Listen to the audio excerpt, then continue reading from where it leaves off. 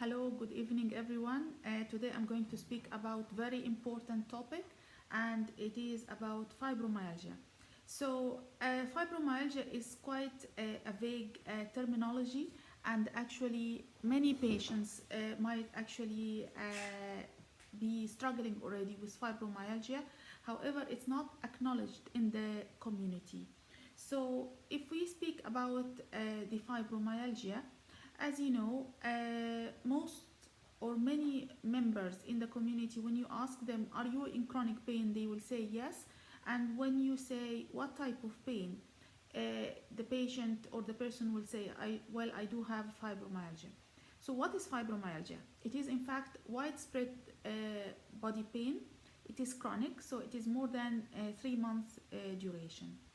The problem is that maybe a huge number of population in the community do not know about fibromyalgia. They are, in fact, can see the patient as walking, dressing very well, very, intelligent, very successful in his life or her life, and they cannot see why this patient is having fibromyalgia or struggling with pain problem. In some scenarios as well, the community might not, in fact, believe that this patient is struggling that much. So it's very important to know what is the pathology of fibromyalgia and to find out why these patients are struggling. Fibromyalgia, as all of you know, it is a disorder in the pain regulation mechanism. So what does this mean? It actually does mean that there is abnormality in many systems in the body. What is these abnormalities? It could be autonomic nervous system. There is some genetic predisposition found as well. Also, there is other problems such as central hypersensitivity or central sensitization.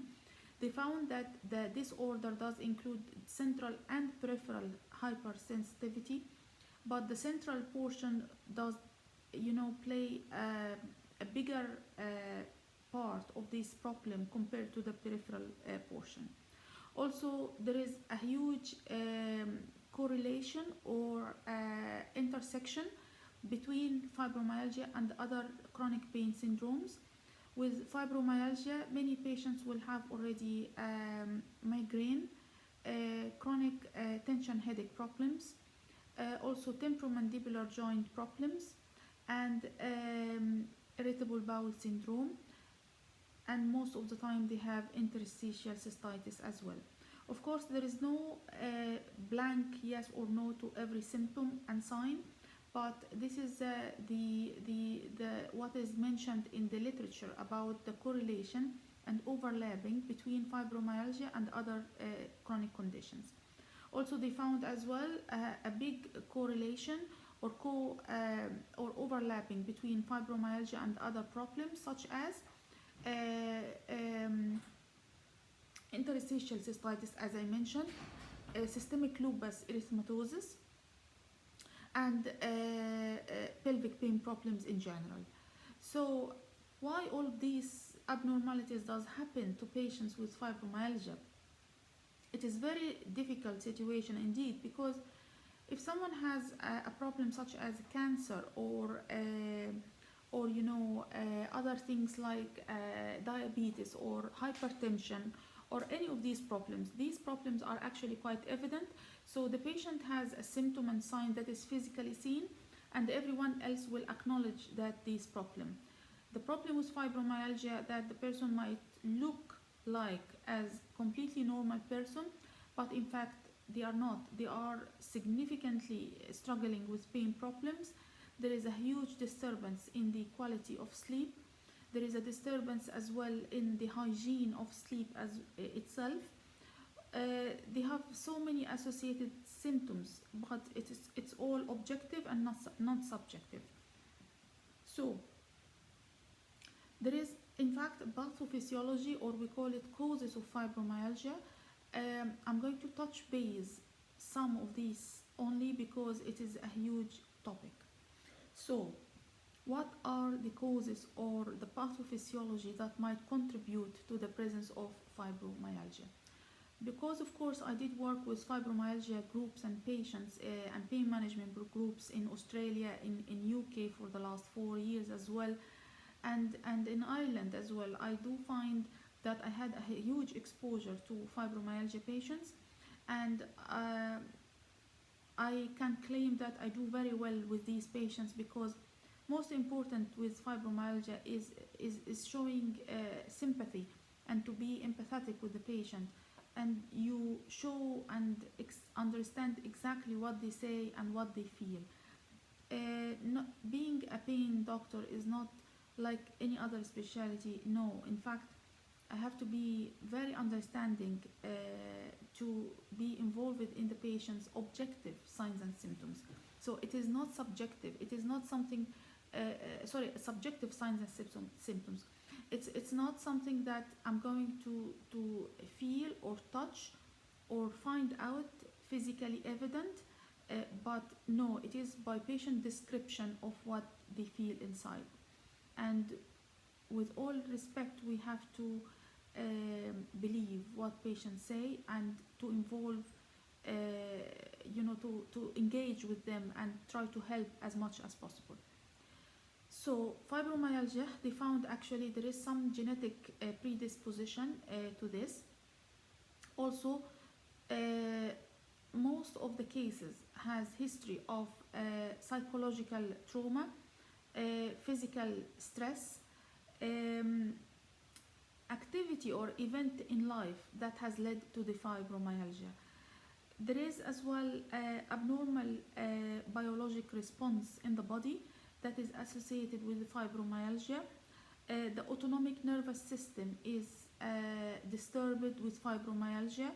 That's why with fibromyalgia you will find that there is usually an orthostatic hypotension, which means it's difficult to maintain the blood pressure of the patient when they suddenly stand from sitting position or stand from sleeping position. And this is not because they making it up, but because there is an autonomic nervous system instability or abnormality. Fibromyalgia is considered to be part of a big family of diseases, and this is called affective spectrum disorders.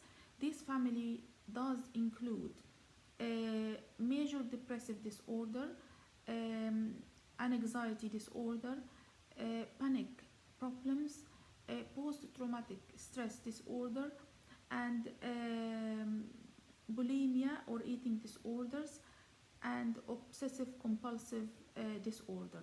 So fibromyalgia is a family of all these big disorders. It is usually associated with can be one of these disorders. Most of them will be anxiety or depression. Also, they found that in fibromyalgia there is as well neuroendocrine changes, and this means that the disturbances in the hormone and the stress hormones in general. So they found that the fibromyalgia patients usually have a cortisol level that is higher than normal population. As well, they found that the norepinephrine or noradrenaline and the serotonin, which are major neurotransmitters in the inhibitory pain pathway, they found these substances to be affected, and they are usually low in the blood. And if you see, these are the same substances that is important to keep us away from depression. So that's why fibromyalgia patients, most probably they will have some depression in one way or another, and that's because they actually have low level of serotonin or noradrenaline.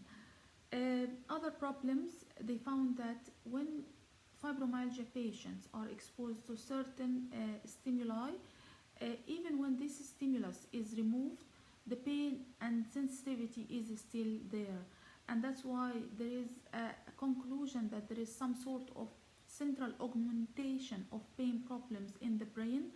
There is as well central hypersensitivity, as I mentioned.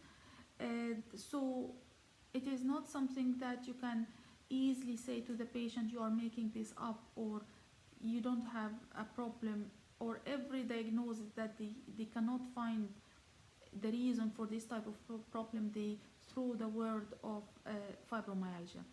So we should stop uh, throwing just the diagnosis of fibromyalgia, because it is a serious diagnosis. When it is done and made, actually, then it is a big dilemma for the patient, and the treatment is extremely difficult, and it takes a huge effort between the patient and the consultant or his pain team to find a way to get out of it. So please, my message is to the GPs, to any physician who see patients, please do not throw the diagnosis of fibromyalgia except when this diagnosis is made by either rheumatologist or the pain physician. Now, is there a criteria to diagnose fibromyalgia? I would say yes. The criteria is based on the American College of Rheumatologists, and it does mainly speak about two scores. One of them is called Symptom Severity Score, and the other one is called Widespread Pain Index. So, to give you a brief description, Symptom Severity Score, it is a combined score from 4 items. Fatigue is one of them. So the patient will say, I have a chronic fatigue, and of course this is different from chronic fatigue syndrome. There is chronic fatigue syndrome alone, and there is fatigue as part of the fibromyalgia pain problems. Also, there is non-restoration of the sleep. So when the patient wake up, he cannot sleep again. There is cognitive problems, memory,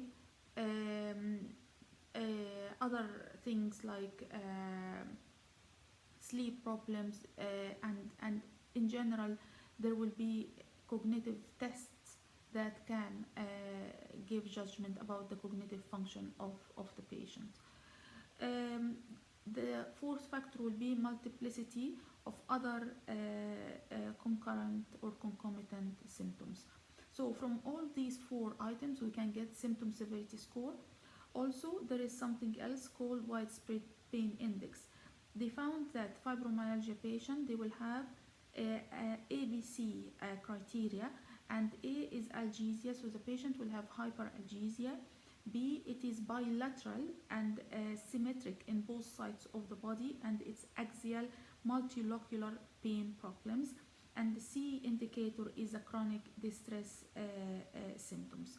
So if the patient has widespread body index of 7 or more, and has a symptom severity score of 5 or more, by calculating both of these scores, we can safely and say in confidence that the patient has fibromyalgia. I hope you found this information to be useful.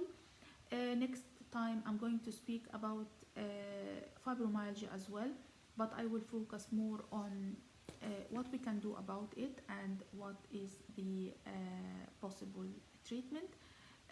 Fibromyalgia is a nightmare, a chronic condition, extremely difficult to diagnose and to treat. So please, I would ask everyone to acknowledge that there is fibromyalgia, and do not diagnose fibromyalgia without being confident that it is fibromyalgia. See you next time. Bye bye.